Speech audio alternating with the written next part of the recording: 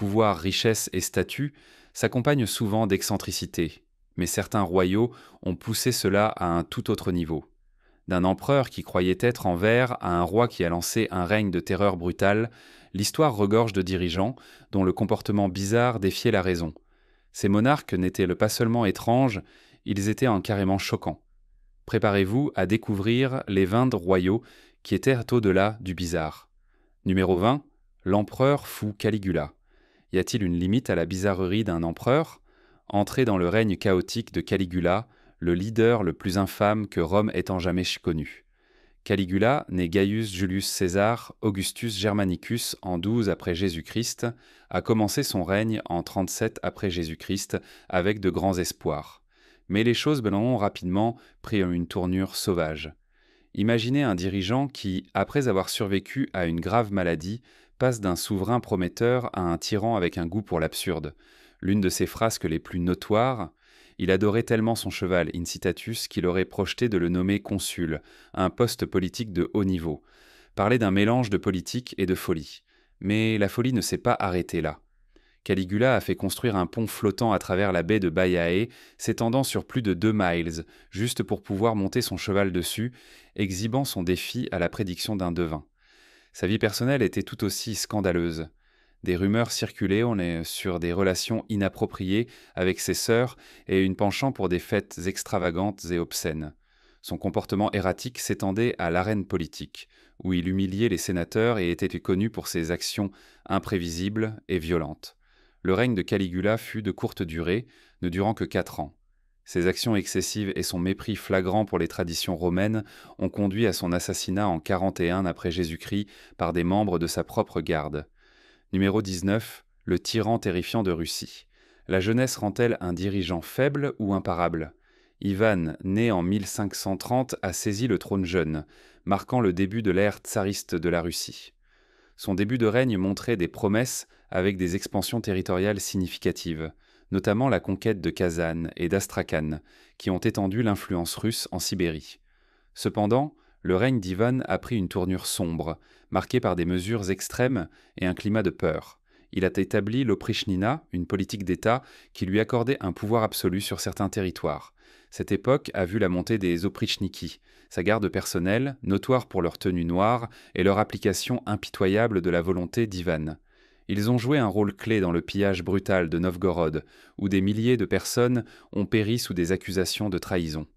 La vie personnelle d'Ivan était tout aussi tumultueuse. Dans un accès de rage, il a frappé mortellement son fils aîné et héritier, Ivan Ivanovitch, lors d'une dispute. Cet incident tragique a laissé son fils moins capable, Fiodor, hériter du trône, conduisant à une période d'instabilité connue sous le nom de « temps des troubles ». Numéro 18. Charles VI de France. Un dirigeant peut-il gouverner en croyant qu'il est aussi fragile que du verre ? Voici Charles VI de France qui a accédé au trône en 1380 après sa naissance en 1368. Au début de son règne, il était affectueusement appelé Charles le Bien-Aimé. Cependant, au fil du temps, son comportement erratique lui a valu le surnom de Charles le Fou. En 1392, lors d'une expédition militaire, Charles a connu son premier grand épisode psychotique. Il a soudainement attaqué ses propres chevaliers, entraînant la mort de plusieurs hommes. Suite à cet incident, il est tombé dans un coma qui a duré 4 jours. L'une de ses illusions les plus bizarres était la croyance qu'il était fait de verre. Craignant de se briser, il aurait fait coudre des barres de fer dans ses vêtements pour se protéger. Pendant ces épisodes, Charles ne reconnaissait souvent pas sa propre famille. Il courait de manière sauvage dans les couloirs de son palais, amenant ses serviteurs à mur à bloc les entrées pour empêcher sa fuite. En 1405, il a refusé de se baigner ou de changer de vêtements pendant 5 mois. L'instabilité mentale de Charles a eu des conséquences politiques profondes. Des luttes de pouvoir ont éclaté parmi la noblesse, affaiblissant la France et ouvrant la voie aux victoires anglaises pendant la guerre de 100 ans, y compris la célèbre bataille d'Azincourt. Numéro 17. Jeanne la Folle. Jusqu'où la douleur peut-elle pousser une reine ? Juana Ier de Castille, surnommée Juana la Loca, a passé des années à voyager avec les restes embaumés de son mari. Née en 1479 des célèbres monarques catholiques, Ferdinand II d'Aragon et Isabelle I de Castille, Juana était une princesse avec un avenir prometteur. En 1400, 96, elle épousa Philippe le Beau, archiduc d'Autriche. Leur union était passionnée mais tumultueuse, entachée par les nombreuses infidélités de Philippe. L'amour profond de Juana pour Philippe a conduit à une jalousie intense, provoquant des comportements erratiques qui ont alimenté les rumeurs sur son instabilité. En mai 506, la tragédie a frappé lorsque Philippe était mort subitement, probablement de la fièvre typhoïde. Dévastées, les actions de Juana ont pris une tournure macabre. Elle aurait refusé de se séparer du corps embaumé de Philippe, le transportant à travers la Castille pendant une période prolongée. Certains récits lui suggèrent qu'elle gardait son cercueil ouvert, affichant un attachement troublant à son mari décédé. Le père de Juana, Ferdinand, et plus tard son fils, Charles V, ont profité de sa folie perçue pour l'enfermer et s'emparer du pouvoir. Elle a passé près de 5 décennies emprisonnée dans le palais royal de Tordesillas, isolée du monde. Numéro 16, l'empereur Néron. L'histoire romaine est remplie de guerriers. Mais avez-vous entendu parler de l'empereur qui désirait la lumière des projecteurs à la place ? Voici Néron, le dirigeant qui a fait des théâtres son champ de bataille. Né en 37 après Jésus-Christ, Néron est monté sur le trône en tant que 5e empereur romain. Contrairement à ses prédécesseurs, Néron avait un flair pour les arts. Il ne se contentait pas de patronner des musiciens et des acteurs, il est devenu l'un d'eux. La passion de Néron l'a amené à se produire publiquement en tant que chanteur, acteur et même conducteur de chars, des rôles considérés comme indignes pour quelqu'un de son statut impérial. En 59 après Jésus-Christ, Néron a introduit les Juvenalia, un festival célébrant les arts de la jeunesse, où il a montré ses talents. Il ne s'est pas arrêté là. En 60 après Jésus-Christ, il a établi les Néronia, inspirés des festivals grecs comprenant de la musique, de la gymnastique et des événements équestres. Néron lui-même a participé, brouillant les frontières entre empereurs et artistes. Ses performances ne se limitaient pas à Rome. En 67 après Jésus-Christ, Néron a participé aux Jeux olympiques en Grèce. Il a concouru dans une course de chars avec une équipe de 10 chevaux, un spectacle qui s'est terminé par son renversement du char. Malgré le fait de ne pas avoir terminé, il a tout de même été déclaré vainqueur, montrant l'étendue de son influence. Les poursuites artistiques de Néron ont scandalisé l'élite romaine, mais l'ont rendu populaire auprès des masses. Il a construit un théâtre privé dans l'Agar Vaticanus, où il répétait pour ses performances publiques. Ce théâtre, longtemps perdu dans l'histoire, a récemment été découvert sous Rome, éclairant l'engagement de Néron envers les arts. Numéro 15, Élagabal. Élagabal était devenu empereur romain à seulement 14 ans. Mais l'Empire était-il prêt pour son règne ? Né en 203 après Jésus-Christ à Émèse, en Syrie, son règne a été marqué par des troubles religieux et des scandales. En tant que grand prêtre du dieu soleil Élagabal, il a donné la priorité à sa divinité plutôt qu'au dieu traditionnel de Rome. Il a même construit un temple somptueux sur la colline du Palatin pour abriter une pierre noire sacrée symbolisant Élagabal. La vie personnelle d'Élagabal était tout aussi controversée. Il s'est marié plusieurs fois, y compris avec une vestale, une violation directe de la loi romaine. Des rumeurs suggèrent qu'il a nommé ses amants à des postes de haut rang et s'est adonné à des banquets extravagants qui ont choqué l'élite romaine. Son mépris pour les traditions romaines et son comportement excentrique ont aliéné le Sénat et la garde prétorienne. À l'âge de 18 ans, il a été assassiné et sa mémoire a été condamnée, ses réformes étant rapidement annulées. Numéro 14, Mustapha Ier. Né en 1591, Mustapha était le fils du sultan Mehmed III et de Halim Sultan. Mais était-il destiné à régner ? Sa vie était tout sauf ordinaire. En rupture avec la brutale tradition du fratricide, son frère Ahmed III a épargné sa vie lors de son accession au trône. Cependant, cet acte de clémence a conduit à l'enfermement de Mustapha dans le palais, une pratique connue sous le nom de cage, où il est resté isolé pendant des années. L'isolement de Mustapha a eu des conséquences sur sa santé mentale. Lorsqu'il est monté sur le trône en 1617, son comportement erratique est devenu évident. Il était connu pour jeter des pièces aux poissons et aux oiseaux et pour d'autres actions excentriques. Son premier règne a été de courte durée. Il a été déposé en 1618 au profit de son neveu Osman II. Cependant, après l'assassinat d'Osman lors d'une rébellion janissaire en 1622, Mustapha a été rétabli. Son second mandat a été tout aussi tumultueux, marqué par l'instabilité politique et son déclin mental continu. En 1623, Mustapha a été déposé à nouveau et confiné jusqu'à sa mort en 1639. Son histoire tragique souligne l'impact profond de l'isolement et les complexités des pratiques de succession ottomane. Numéro 13, Sultan Ibrahim Ier. Le règne tumultueux du sultan Ibrahim Ier, souvent surnommé Ibrahim le Fou. Né en 1615, Ibrahim Solon est monté sur le trône ottoman en 1640, après des années passées confiné dans les cafés du palais, une pratique destinée à prévenir les luttes de pouvoir, mais qui a probablement eu un impact sur sa santé mentale. Le règne d'Ibrahim a été marqué par des décisions erratiques et des dépenses somptuaires. Il avait une obsession pour les fourrures, s'ornant lui-même et ses appartements de manière extravagante, drainant le trésor de l'Empire. L'un des épisodes les plus choquants de son règne a concerné son harem. Croyant aux rumeurs d'infidélité, Ibrahim a ordonné l'exécution de 280 concubines en les noyant dans le Bosphore. Son comportement imprévisible et sa mauvaise gestion ont conduit à un mécontentement généralisé. En 1648, une coalition de fonctionnaires de la cour et de janissaires l'a déposé, et il a été exécuté peu après. Numéro 12. Roi. Georges III. Comment la folie d'un roi façonne une nation. Le règne du roi Georges III, marqué par des accès de folie, a laissé une empreinte durable sur l'histoire britannique. Né en 1738, il accéda au trône en 1760. Son règne, qui s'étend sur 6 décennies, a vu des événements significatifs comme la Révolution américaine et les guerres napoléoniennes. Cependant, c'est sa maladie mentale récurrente qui éclipse souvent son héritage politique. Le premier grand épisode du roi s'est produit en 1788, caractérisé par de la fièvre, des vomissements fréquents et un gonflement des jambes et des pieds. Mentalement, il montrait une manie aiguë, parlant sans cesse pendant des heures, souvent de manière incohérente, et affichant un comportement erratique. Pendant ces périodes, il était maintenu sous contrainte et soumis à des traitements comme les vésicatoires, reflétant la compréhension rudimentaire de la santé mentale à l'époque. Pendant des années, on a cru que Georges III souffrait de porphyrie, un trouble métabolique. Cependant, des études récentes suggèrent que ces symptômes correspondent davantage à un trouble bipolaire, marqué par des sautes d'humeur extrêmes allant de la manie à une profonde dépression.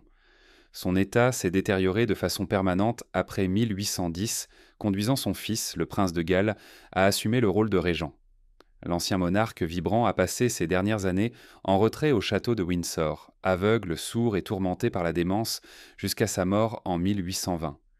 Numéro 11, empereur Rudolf II. Rudolf II, l'empereur romain saint, a régné avec une fascination pour le mystique. Mais ses obsessions ont-elles façonné ou condamné son règne ?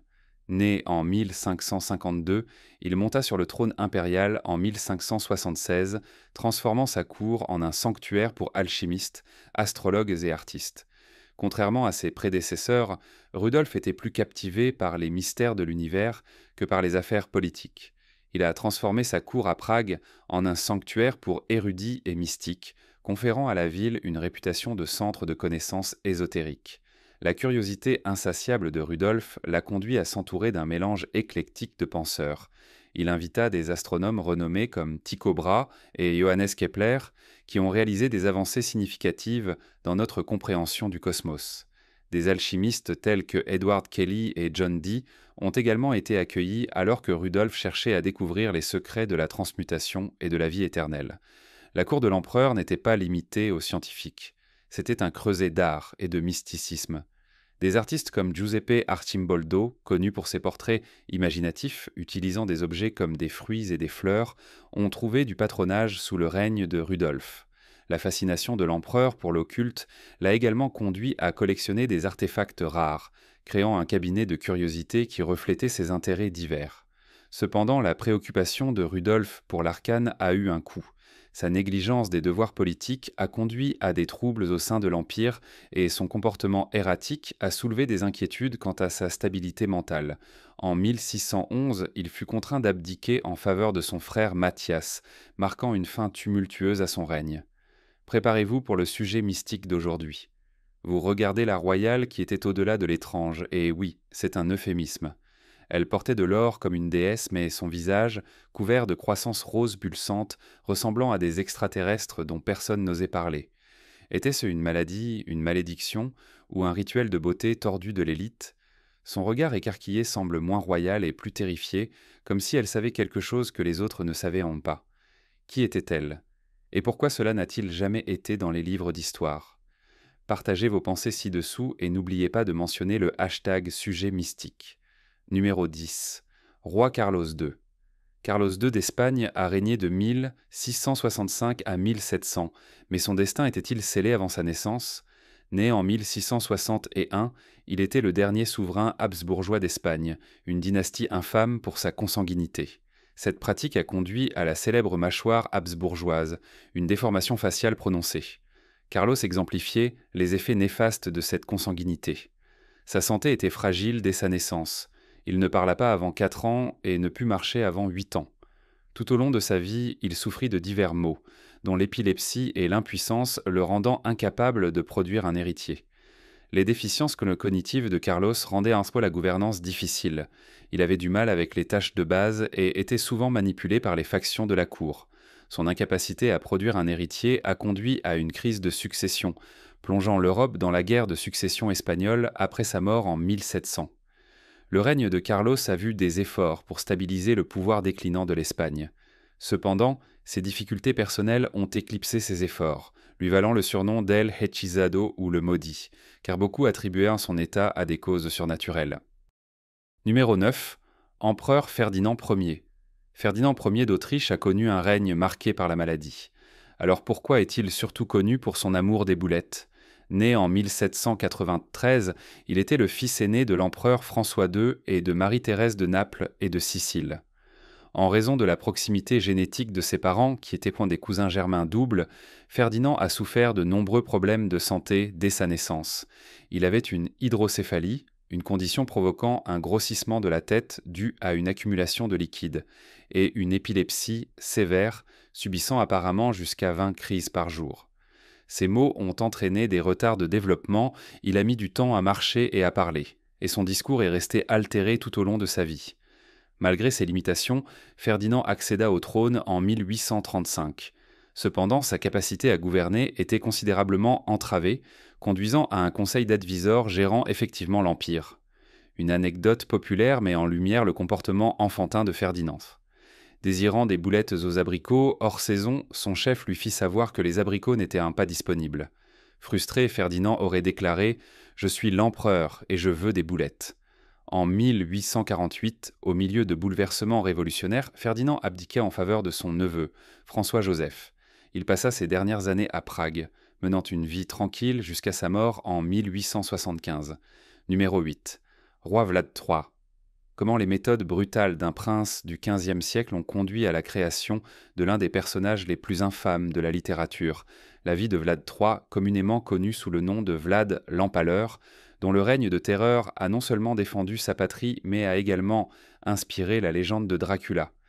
Né entre 1428 et 1431 en Transylvanie, Vlad III était le fils de Vlad II Dracul, membre de l'Ordre du Dragon, un ordre chevaleresque dédié à la défense du christianisme en Europe de l'Est. Le surnom Dracula se traduit par « fils de Dracul », se liant directement à l'association de son père avec l'ordre.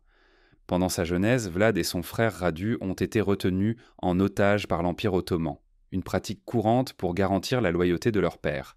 Cette période a exposé Vlad aux stratégies militaires des Ottomans et a pu influencer ses tactiques ultérieures.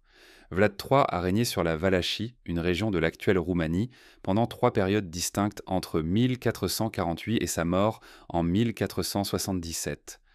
Son règne est célèbre pour l'utilisation généralisée de l'empalement, une méthode où les victimes étaient transpercées par un long pieu et laissées à mourir lentement. Cette technique horrifique servait à la fois de punition et de moyen psychologique de dissuasion contre d'éventuels envahisseurs. L'un des événements les plus notoires a eu lieu en 1462, lorsque des forces ottomanes envahissantes ont rencontré une forêt de soldats empalés. Environ 20 000 corps étaient exposés le long des abords de Targoviste. Ce spectacle horrible aurait poussé le sultan Mehmed II à se retirer, ébranlé par cette vision. Le nom roumain de Vlad, Draculea, signifie « fils de Dracule », en référence à l'appartenance de son père à l'ordre du dragon. Cette connexion, combinée à sa réputation notoire, est considérée comme ayant inspiré le roman de Bram Stoker, Dracula, publié en 1897. Bien que les notes de Stoker indiquent qu'il a emprunté le nom, il est débattu de l'ampleur de l'influence de l'histoire réelle de Vlad sur la création du personnage. Aujourd'hui, Vlad l'Empaleur est à la fois vilipendé et vénéré. En Roumanie, il est considéré comme un héros national qui a défendu son peuple contre l'expansion ottomane. Cependant, ses méthodes brutales ont cimenté sa place dans l'histoire comme l'un des dirigeants les plus impitoyables, entrelaçant à jamais son héritage avec le mythe du comte Dracula. Numéro 7. Reine Maria Eleonora. Reine de Suède, Maria Eleonora de Brandebourg aspirait à avoir un fils, mais son obsession a-t-elle apporté plus de chagrin que de joie? Sa fixation sur la production d'un héritier mâle a conduit à des cœurs brisés et a tendu les relations avec ceux qui lui étaient proches. Maria Eleonora épousa le roi Gustave II Adolphe de Suède en 1620. Leur union était marquée par une passion commune pour les arts, mais sous la surface se cachait le désir intense de Maria d'avoir un héritier mâle.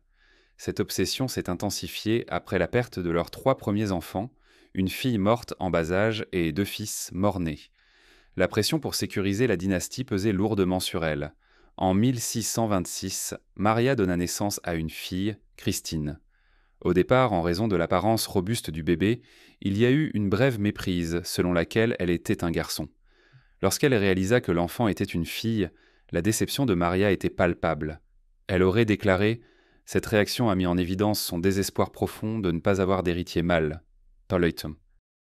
Comportement de Maria envers Christine était erratique et parfois nuisible. Consumée par ses attentes non satisfaites, elle manifestait un rejet évident de sa fille. Cette relation tumultueuse a conduit le Conseil suédois à juger Maria inapte à agir en tant que régente, citant son état mental instable et son influence néfaste sur Christine.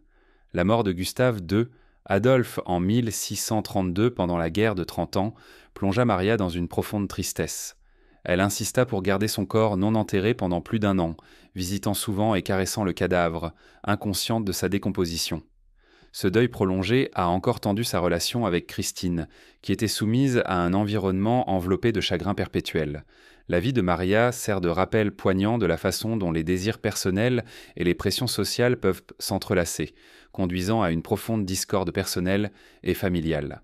Numéro 6. Roi Farouk. La vie extravagante et singulière du roi Farouk d'Égypte, dont le règne fut marqué par l'opulence, l'excentricité et une envie incontrôlable de voler. Né en 1920, Farouk monta sur le trône égyptien en 1936 à l'âge tendre de 16 ans.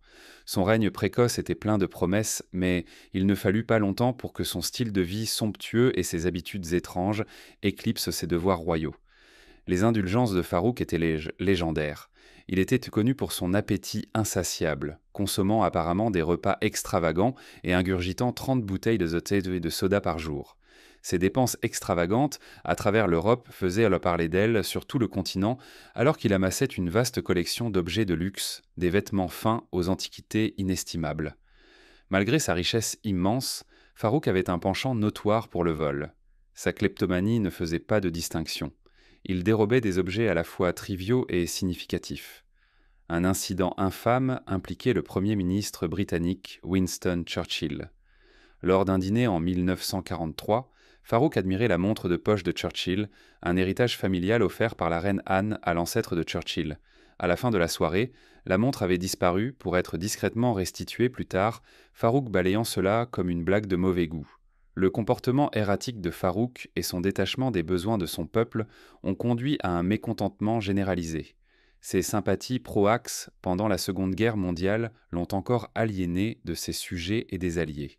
En 1952, le mouvement des officiers libres, dirigé par le général Muhammad Naguib et le futur président Gamal Abdel Nasser, a orchestré un coup d'État, forçant Farouk à abdiquer en faveur de son fils infantile, Fouad II, exilé en Italie. Farouk a vécu ses derniers jours dans une relative obscurité. Ses habitudes somptueuses ont continué, et il a lutté contre l'obésité. En 1965, à l'âge de 45 ans, il a succombé à une crise cardiaque après un repas particulièrement indulgent. Numéro 5. Princesse Alexandra. La princesse Alexandra de Bavière était de la royauté, mais son esprit l'a-t-il piégée dans une illusion fragile? Elle croyait avoir avalé un piano en verre, une conviction bizarre qui a façonné sa vie inhabituelle. Née en 1826, elle était le huitième enfant du roi Ludwig Ier et de la reine Thérèse. Dans sa vingtaine, elle a développé une déformation qui lui faisait croire qu'elle avait avalé un piano à queue en verre. Terrifiée qu'il puisse se briser à l'intérieur d'elle, elle se déplaçait prudemment, évitant tout mouvement brusque. Ce n'était pas un cas isolé. La déformation en verre était un phénomène psychologique durant le Moyen Âge et la période moderne où des individus croyaient qu'ils étaient faits de verre et pouvaient se briser facilement. Notamment, le roi Charles VI de France souffrait également de cela, pensant que son corps était fragile comme du verre. Au-delà de sa croyance au piano en verre, Alexandra était obsédée par la propreté et insistait pour ne porter que des vêtements blancs. Ces comportements suggèrent qu'elle aurait pu souffrir de troubles obsessionnels compulsifs, bien que cela ne fût pas reconnu comme tel à l'époque. Malgré ces défis, Alexandra trouva du réconfort dans l'écriture. Elle a écrit plusieurs œuvres, dont Weihnachts-Rosen, Rose de Noël, en 1852, et Feldblumen, Fleurs des champs, en 1856, reversant les bénéfices à des œuvres de charité. Ses contributions littéraires lui ont offert un exutoire pour sa créativité et lui ont donné un sens à sa vie. La princesse Alexandra ne s'est jamais mariée et a passé ses dernières années en retrait. Elle est décédée en 1875 à 49 ans, laissant derrière elle un héritage entrelacé, à la fois avec ses œuvres littéraires et ses expériences psychologiques uniques. Numéro 4, impératrice Anna. L'impératrice Anna Ioannovna, qui régna sur la Russie de 1730 à 1740, était notoire pour son sens de l'humour acerbe et ses farces élaborées qui visaient souvent la noblesse. L'un de ses actes les plus infâmes impliquait le prince Mikhaïl Alexievitch Golitsyn, un noble tombé en disgrâce. Pour humilier Golitsyn, Anna le força à épouser sa servante peu attrayante, Avdotia Boujeninova. L'impératrice commanda ensuite la construction d'un palais de glace élaboré à Saint-Pétersbourg durant l'hiver exceptionnellement froid de 1739 à 1740. Ce palais, mesurant environ 24 mètres de long et 10 mètres de haut, était entièrement fabriqué de blocs de glace, y compris ses meubles. Dans le cadre du spectacle, Anna organisa une cérémonie de mariage simulée pour Golitsyn et Boujeninova. Le couple fut exhibé dans les rues dans une cage montée sur un éléphant avant d'être confiné dans le palais de glace glacée pendant la nuit avec l'ordre de consommer leur mariage pour survivre au froid glacial. Malgré les conditions difficiles, ils réussirent à endurer la nuit. Mais Avdotia tomba malade et mourut peu après. Cet événement illustre le penchant d'Anna à utiliser son pouvoir pour soumettre les autres à des divertissements dégradants et cruels, reflétant les aspects les plus sombres de son règne. Numéro 3. Roi Ludwig II. L'amour d'un roi pour les contes de fées peut-il façonner le monde réel? Le roi Ludwig II de Bavière, le rêveur derrière certains des châteaux les plus magiques de l'histoire et l'inspiration pour le design emblématique de Disney, a laissé un héritage aussi grand que son imagination. Montant sur le trône en 1864 à seulement 18 ans, Ludwig II devint rapidement connu pour son appréciation profonde des arts, en particulier des opéras de Richard Wagner. Cette admiration alimenta son désir de donner vie à des fantasmes à travers l'architecture. Il imagina et construisit des châteaux opulents qui semblaient en sauter tout droit des pages d'un livre d'histoire. Peut-être le plus célèbre de ses projets, le château de Neuschwanstein, commença sa construction en 1869. Conçu comme un refuge personnel, ce château était un hommage aux opéras de Wagner et aux légendes médiévales. Ses tours élancées et ses intérieurs complexes incarnent les idéaux romantiques de Ludwig. Cependant, une telle grandeur avait un prix élevé. Le budget initial de 3,2 millions de marks gonfla à plus de 6 millions de marks au moment de la mort de Ludwig en 1886, équivalent à environ 50 millions d'euros aujourd'hui. La quête incessante de Ludwig pour ses rêves architecturaux a gravement mis à mal les finances royales. Au-delà de Neuschwanstein, il commanda d'autres projets somptueux, dont le palais de Linderhof et Herrenchiemsee, une réplique partielle du palais de Versailles en France. En 1885, ses dettes avaient grimpé à plus de 14 millions de marks, suscitant des inquiétudes parmi ses ministres et alimentant des rumeurs sur sa stabilité mentale. Face à des dettes croissantes et à la pression politique, Ludwig fut déclaré inapte à régner en 1886. Peu après sa déposition, il fut retrouvé mort dans des circonstances mystérieuses dans le lac Starnberg aux côtés de son psychiatre. La cause exacte de leur décès reste un sujet de spéculation et d'intrigue. Aujourd'hui, Ludwig II est célébré comme le roi des contes de fées. Ses châteaux, en particulier Neuschwanstein, sont devenus des destinations touristiques emblématiques, captivant des millions de personnes par leur beauté et le romantisme qu'ils incarnent. Sa vie, sans cesse marquée par un mélange de créativité visionnaire et d'isolement tragique, continue de fasciner les historiens et les visiteurs. Numéro 2. Empereur Justin. Un empereur qui, dans sa folie, demanda à assister et fut transporté autour du palais en jouant de l'orgue. Voici Justin II, le souverain byzantin dont le règne prit un tournant sombre vers la folie. Montant sur le trône en 565 après J.C., Justin II montra initialement des promesses en tant que leader capable. Cependant, le poids des guerres continues et des conflits politiques eut rapidement un impact sur sa santé mentale. En 574 après Jésus-Christ, le comportement de Justin devint de plus en plus erratique.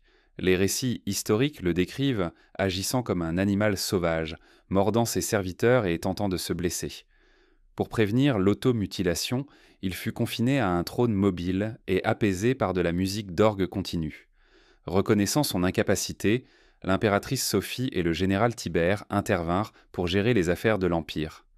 Dans un moment de lucidité, Justin adopta Tibère comme son fils et le nomma César, assurant la continuité du leadership. Le règne de Justin II est un rappel poignant de la façon dont des affections personnelles peuvent impacter un empire entier. Sa lutte contre la maladie mentale a conduit à des changements significatifs dans la gouvernance byzantine durant une période historique critique. Numéro 1. Roi Christian VII. Que se passe-t-il quand l'esprit d'un roi est son plus grand adversaire ? Le roi Christian VII du Danemark, né en 1749, monta sur le trône à 17 ans en 1766, mais ses luttes mentales laissèrent le véritable pouvoir entre les mains de ceux qui l'entouraient. Dès le départ, son règne fut terni par des signes de maladie mentale, que certains historiens attribuent à une enfance difficile sous un gouverneur brutal et à l'exposition à des pages de cour moralement corrompues. Les actions de Christian devinrent de plus en plus imprévisibles.